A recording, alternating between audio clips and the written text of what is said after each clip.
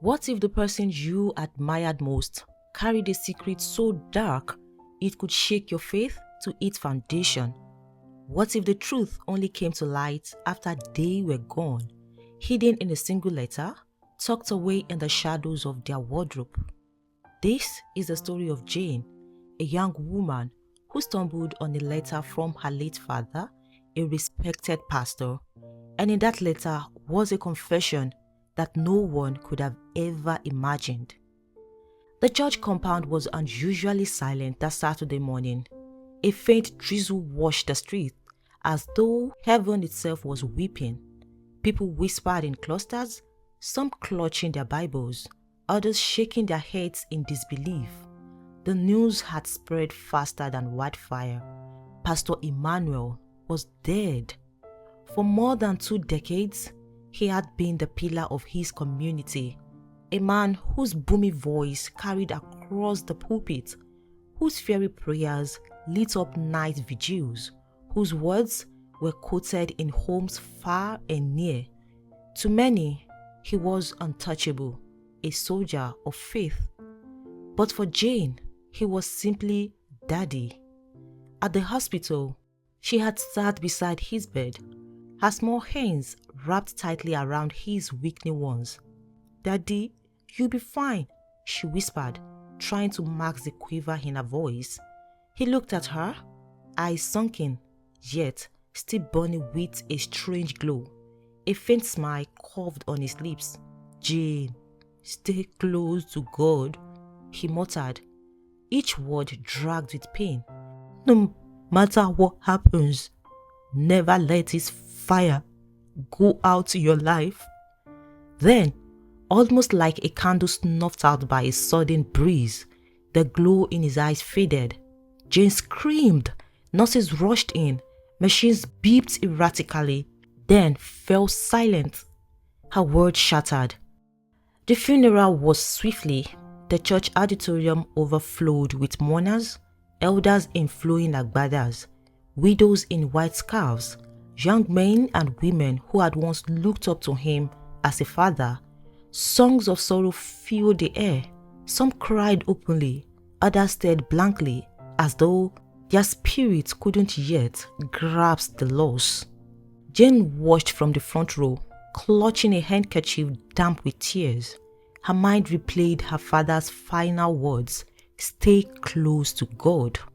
But she couldn't understand why a man who had served God so faithfully had to die so painfully. After the burial, relatives stayed around for some days before life pulled them back to their own homes. Slowly, the house that used to echo with voices fell into silence, and in that silence, Jane's grief deepened. The days after the funeral stretched into weeks, and the house grew quieter with each passing morning. Jane often found herself walking slowly through the corridor, her palm brushing the walls as if trying to hold on to her father's presence. Every corner whispered memories. Pastor Emmanuel had been a man of discipline. He prayed in deep groans that shook the house, and Jane grew up learning that those prayers were a shield for the family.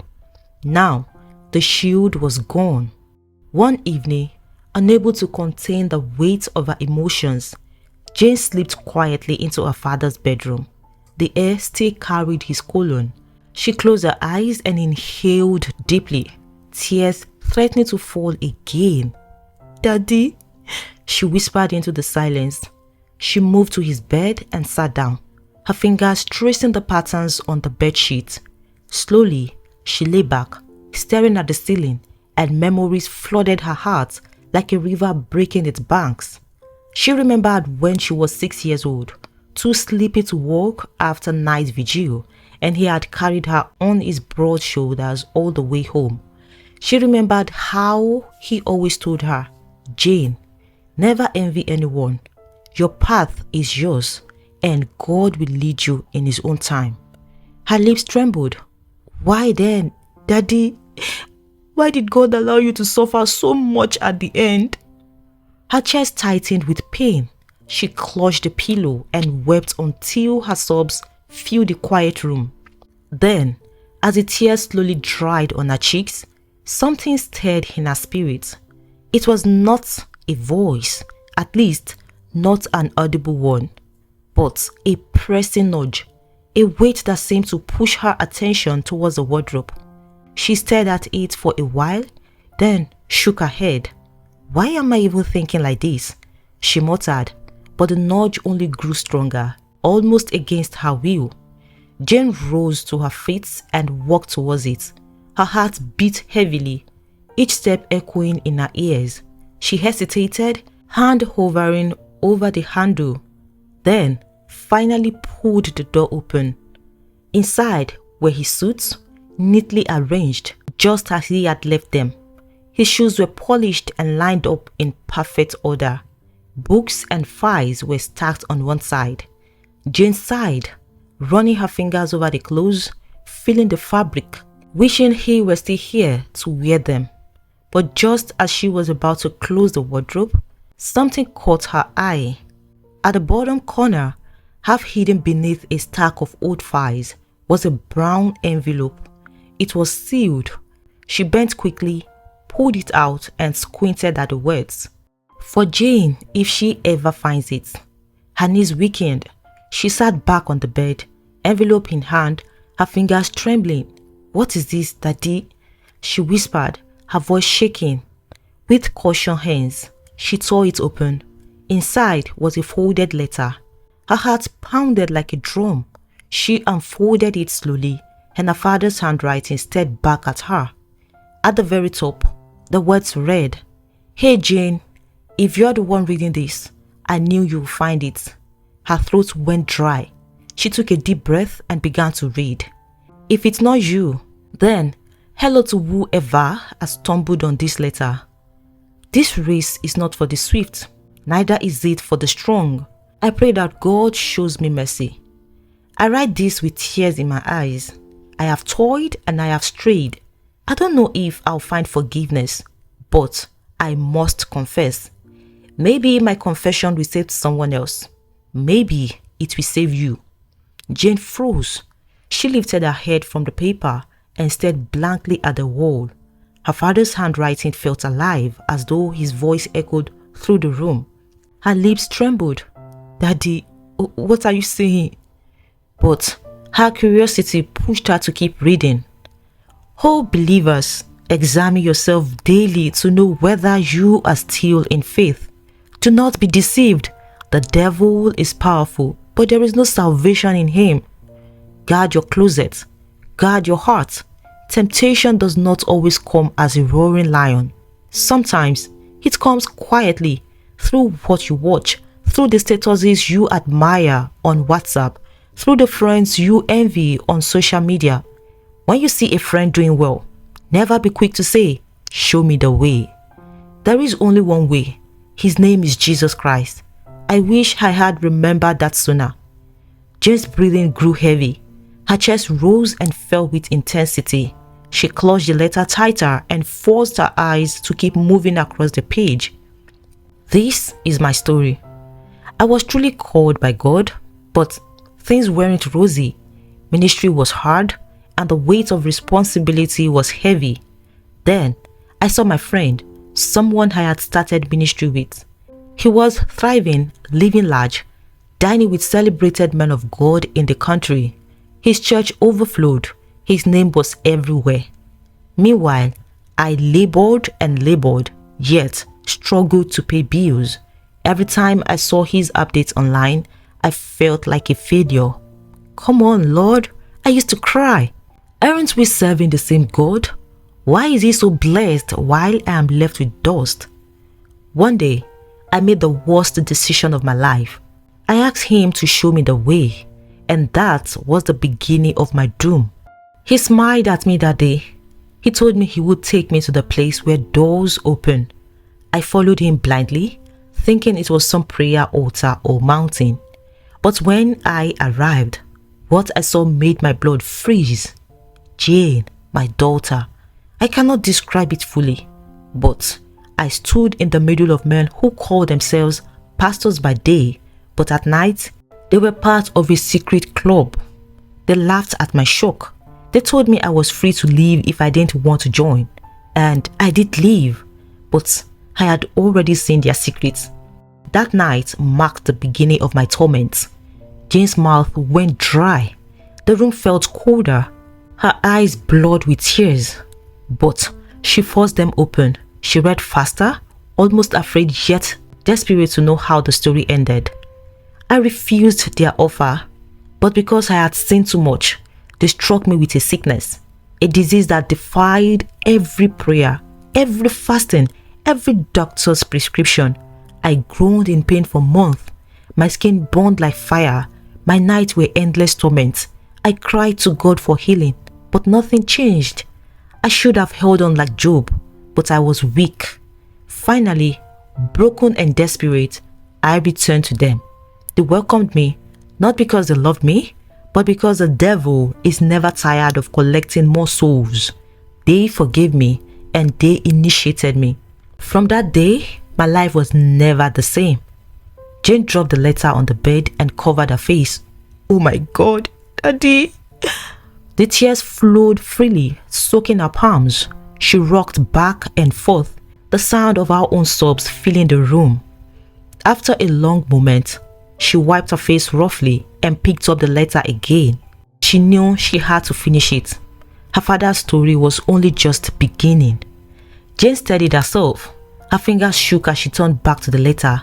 She wiped her eyes and forced herself to continue reading, though every word cut into her heart like a blade.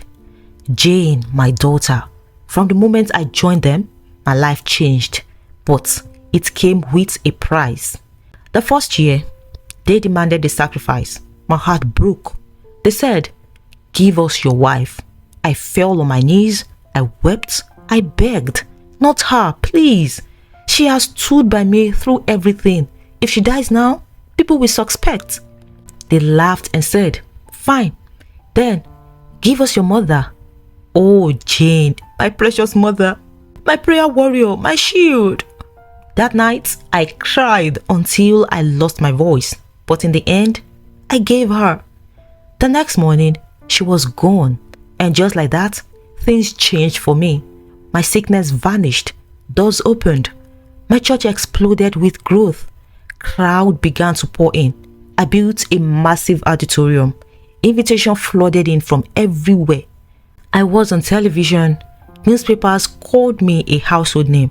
And yes, I began to dine with the very men I once envied. Money flowed like water. People called me Papa. They said I was the voice of God in this generation. But inside, I was dying. Jane's body stiffened. She dropped the paper to her lap, her eyes fixed in horror. "Mama, Tata Grandma died," she whispered, her voice cracking. "Daddy, oh God, Daddy." Her chest tightened as she remembered her grandmother's sudden death years ago. They had all believed it was old age. She had died peacefully in her sleep, or so they thought. Jane buried her face in her hands and wept bitterly. The truth was too much to carry. After a long silence, she lifted the letter again. The second sacrifice came, and this time, they refused to bend. They demanded my wife. I prayed, I fasted, I shielded her with every ounce of faith left in me. But all my efforts were nothing against them. One night, she simply collapsed beside me, cold, lifeless. I screamed until my throat tore. And yet, the very next day, my fame doubled, my wealth skyrocketed.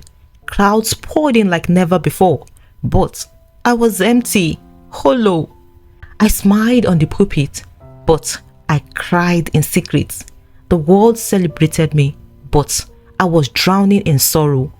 Jane's tears fell so heavily now that the ink blurred. She wiped her face roughly and forced herself to keep reading. The third sacrifice came, and this time, Jane, they demanded you. They wanted my only daughter. Jane's blood ran cold. Her mouth fell open. She felt her heart skip. She whispered, almost breathless, "Daddy, me, no." She pressed the paper against her chest as though to protect herself from the weight of the words. Then, with trembling hands, she opened it again. But thank God, Jane, they couldn't touch you. Every time they summoned you in their covens, fire answered. The more they called your name, the faster fire came down. You destroyed their altars in the spirit. It was then I understood what it means to be a consuming fire. Jane, God is truly with you. That was when I realized something many believers don't know. When people sleep and never wake up, many times it's because their names were called in the spirit realm, but they were too weak to fight back. But you, my daughter, your spirit was always on fire. You defeated them. Jane clutched the paper to her chest and broke into fresh sobs. She remembered the nights she would wake up suddenly with her body hot, speaking in tongues without knowing why. Her father had always told her she was gifted. She never realized those moments had been literal battles for her life. She wiped her face again and forced herself to read on. Because they could not get you, Jane, they turned on me. They afflicted me with diseases worse than before. I was rotting while alive. I begged them for mercy. They gave me a cruel alternative. Either you give your daughter or bring us 20 souls from your congregation. Jane, how could I? How could I ever sacrifice you, the only child left of my blood? And how could I take 20 innocent lives from my church? No, I refused. That was when my torment multiplied. Jane's hands shook so violently that she nearly tore the paper. Her cries echoed through the room until her voice cracked. The man she had called Daddy, the man the world admired as a giant of faith, was confessing that he had dined with the devil, and yet he had refused to offer her.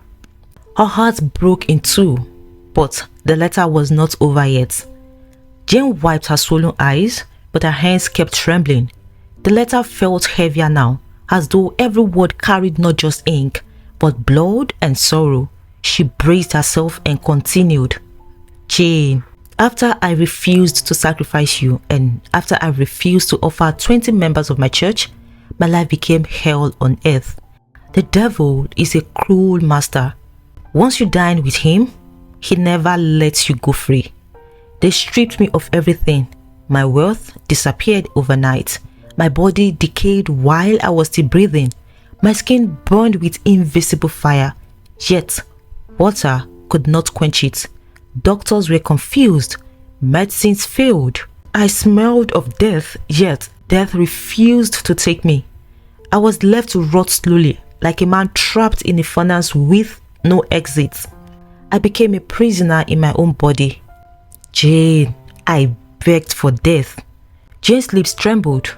She remembered those long nights of her father screaming in pain, his body drenched in sweat, his eyes begging for relief.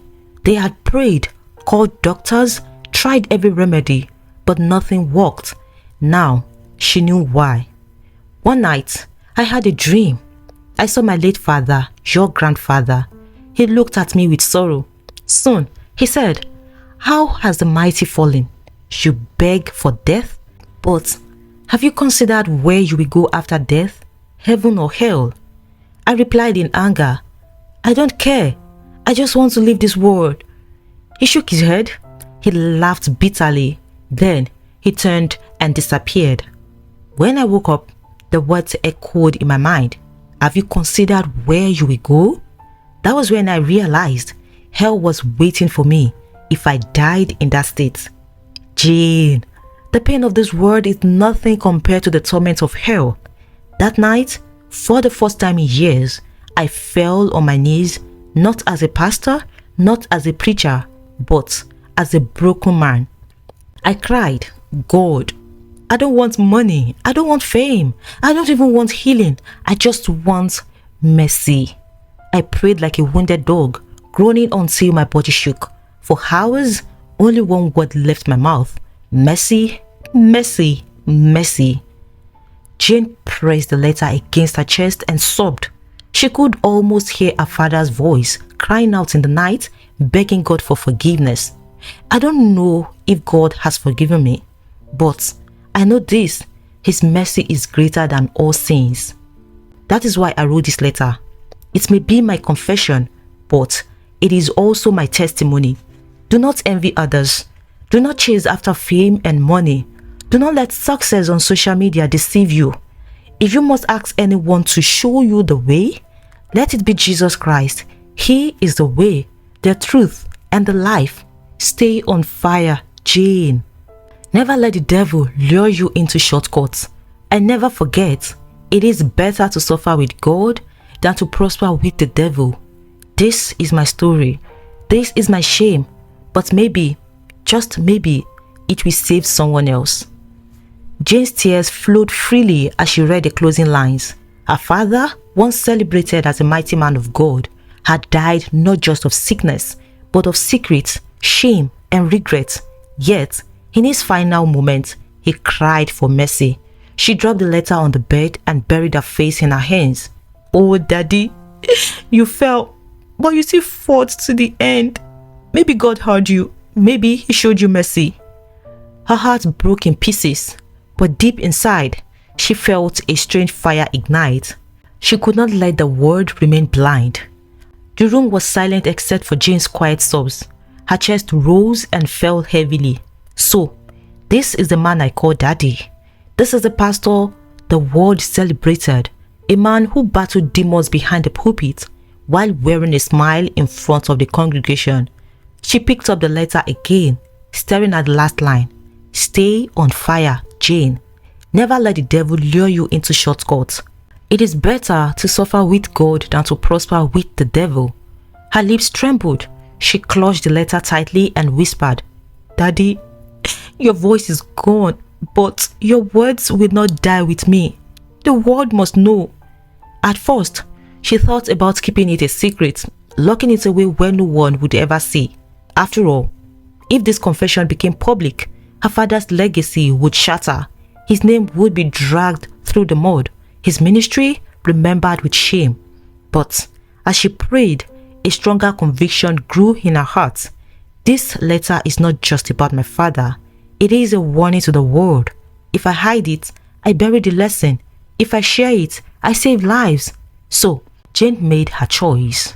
She sat at her desk that night with the letter spread open before her.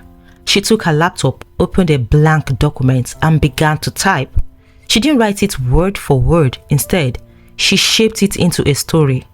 She wrote about a pastor who rose from humble beginnings, who envied his friend's success, who was lured into a deadly cult, who lost his mother, his wife, and nearly his daughter. She wrote about the torment, the sickness, and the final cry for mercy.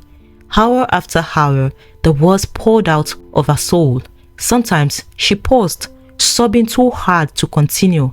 Other times, her fingers flew over the keyboard as though she was racing against time. By dawn, she had the first draft of a script. She titled it simply, "The Secret Letter." Turning the script into a film wasn't easy. Jane was not a filmmaker. She had no experience in acting, directing, or producing, but she had conviction, and that was enough to drive her. She shared the script with a few trusted friends. They read it, gasped, and wept. Some even asked if it was a true story. Jane only said, "It's inspired by reality. That's all you need to know." Soon, doors began to open. A small Christian film group agreed to help her bring the story to the screen. They gathered actors, rented cameras, and found locations. Jane sat with them every step of the way, guiding the script with her father's letter always by her side. When the cameras rolled, Jane cried behind the scenes. Watching actors reenacted her father's pain tore her heart open, but it also healed her. She realized that even in his failure, God was using his story to warn others. Months later, the film was released. At first, Jane feared no one would watch, but within days, it went viral. In churches, people watched and wept. Youth groups gathered to discuss its lesson. Pastors used it as a sermon illustration. Some viewers confessed that they had been tempted to seek shortcuts to success, but the movie opened their eyes. On social media, clips from the film spread quickly. Comments flooded in. "This movie shook me to my bones. I will never envy another person's success again. God, keep me from shortcuts. I choose you over fame. Jane sat in her living room, scrolling through the messages, tears streaming down her face. She whispered, "Daddy, your secret nearly destroyed me, but now it is saving many. Your last confession was not in vain." From that moment, Jane knew her calling. She wasn't just the daughter of a fallen pastor. She was a messenger, a vessel of truth. She began speaking in schools, churches, and conferences, sharing the lessons from the letter. She warned young believers about envy, comparison, and shortcuts. She told them about spiritual fire, that every Christian must keep their spirit alive through prayer, or else they risk falling prey to unseen battles. And everywhere she went, she carried a copy of her father's letter, not to glorify his failure, but to testify that even in weakness, God's mercy still speaks. The film ended with a powerful scene, a pastor writing a letter in tears, whispering, "Lord, have mercy." As the credit rolled, a voiceover echoed her father's final word. Dear readers, avoid being tempted. Be content with what God has given you. Stop chasing money and fame like your life depends on it. Instead, chase God personally in your secret place. If He chooses to give you fame or wealth like He did to Solomon, He will do it without asking for your permission, because He knows what is right for you. Remember, He knew you even before you were born, and His thoughts towards you are thoughts of good, not of evil. Don't try to help God do His work. At the right time, He will give you exactly what you deserve. Just do your best and never let the success of your friends pressure you. There is time for everyone. And if you must ask anyone to show you the way, let it be Jesus. Ask Him and He will lead you into the right path. He can give you divine ideas, and yes, He can also send the right people to guide you. But let Him be the one who connects you. Only then will the way truly lead to life. Her father was gone, but his letter lived on, and through her, the world would never forget. I want to believe you enjoyed this story, and I know you will love the next one. Click to watch it now. I'll see you in the next video. Goodbye.